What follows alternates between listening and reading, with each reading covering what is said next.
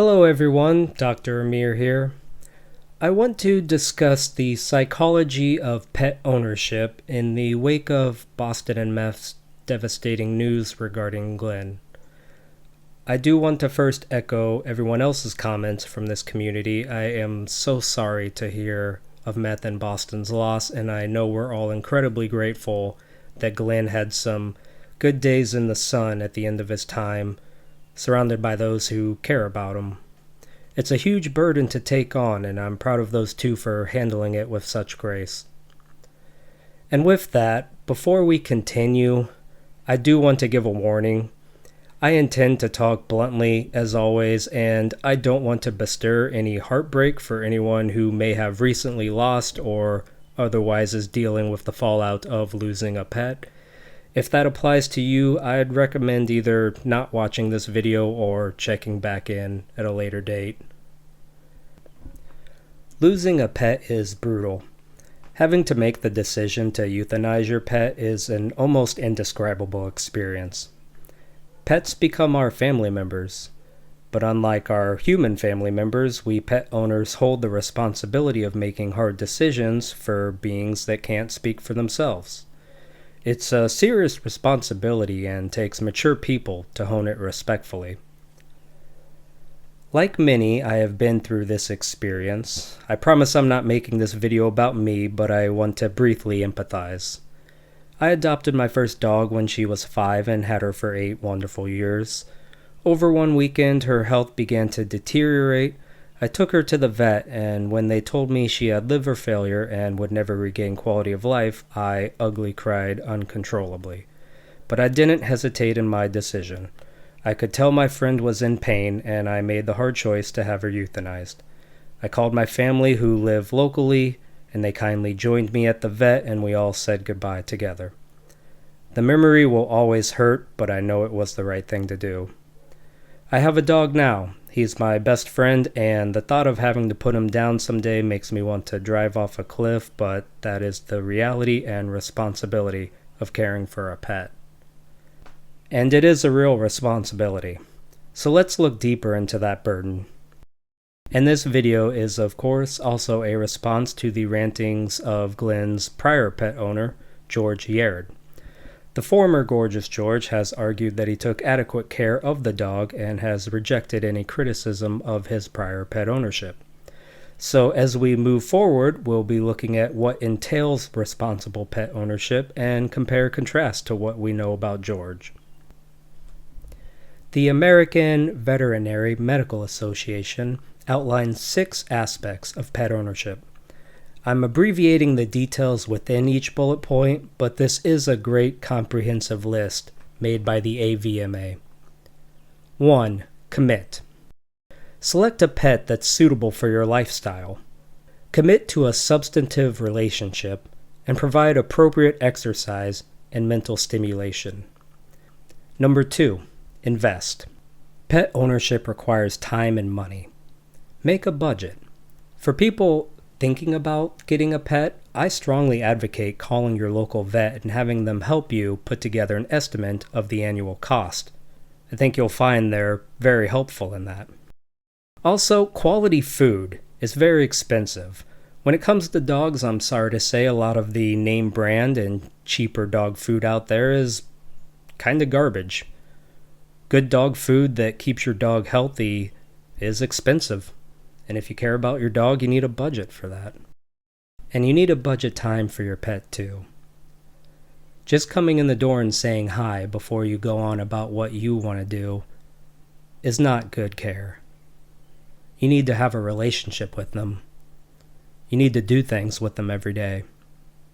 Additionally, always budget for preventative care. This is huge.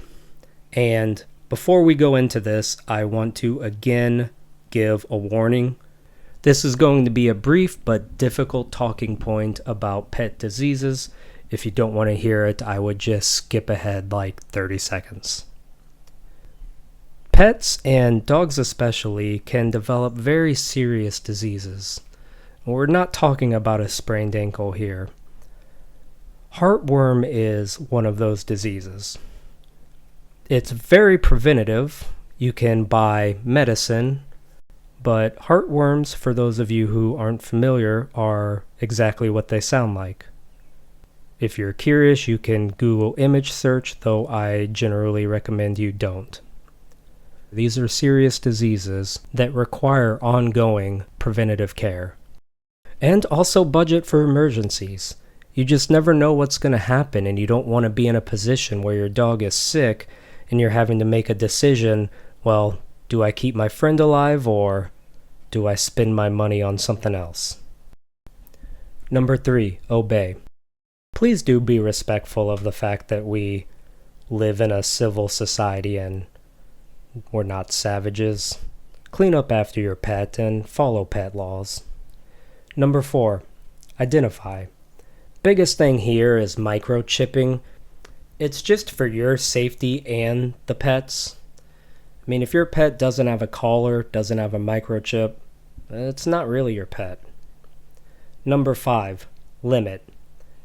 Make sure to have pets spayed or neutered to control overpopulation problems. And number 6, prepare.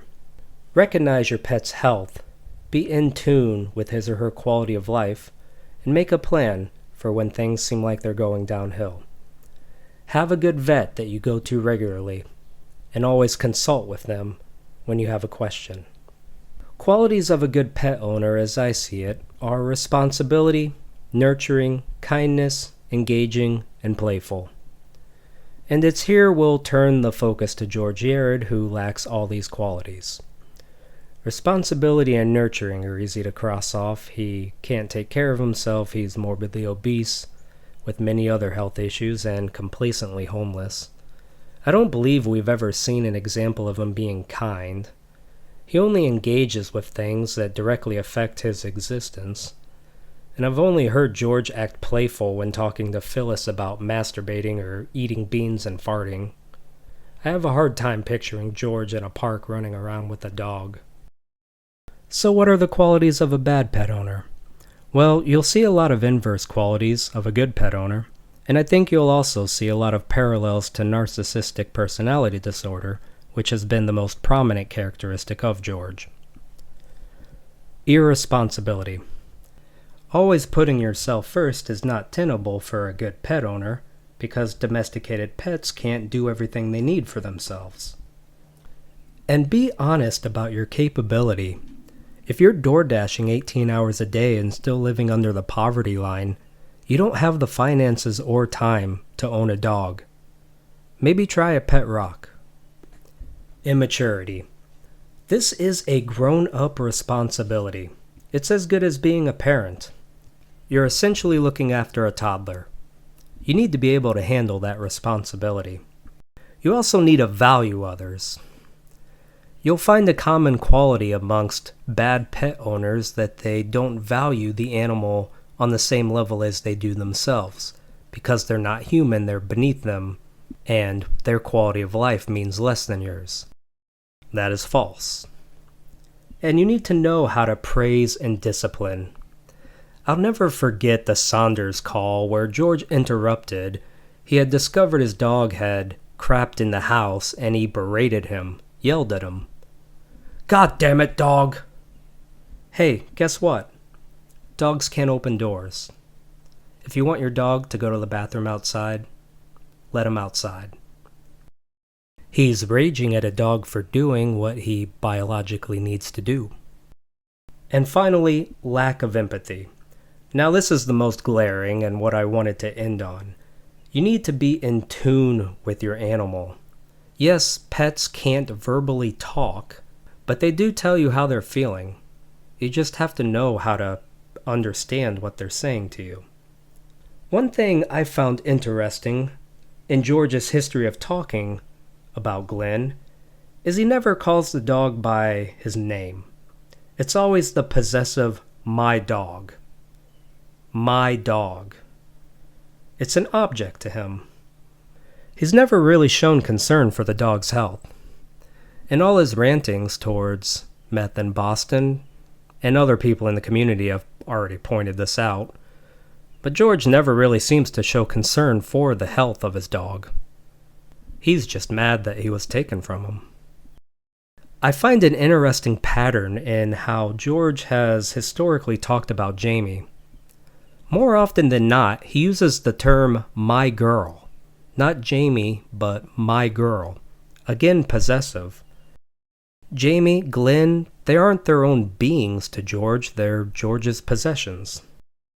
Longtime goons may also follow this pattern up to George's father. In the infamous clip that leads off the GG Sucks series, George is at a birthday bash retelling a story about how his dad always called him boy. Boy? Hey, boy! Never called me George. Talk like that demonstrates a real lack of care for another's existence, and I think is a recipe for disaster when a person like that is charged with caring after somebody who can't care for themselves. Well, I hope this video has been helpful and informational, especially for any who may be new to pet ownership and still learning how to be the best possible friend to their pet. I again send my sincere condolences to Boston and Meth, their family, and anyone affected by Glenn's passing.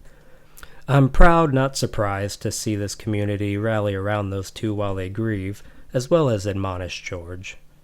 Caring for a pet can be a beautiful life experience, but it has inevitable consequences and should only be done by those who can handle the immense responsibility. Well, that's it for me. Thanks for watching. Rest in peace, Glenn. Have a great day.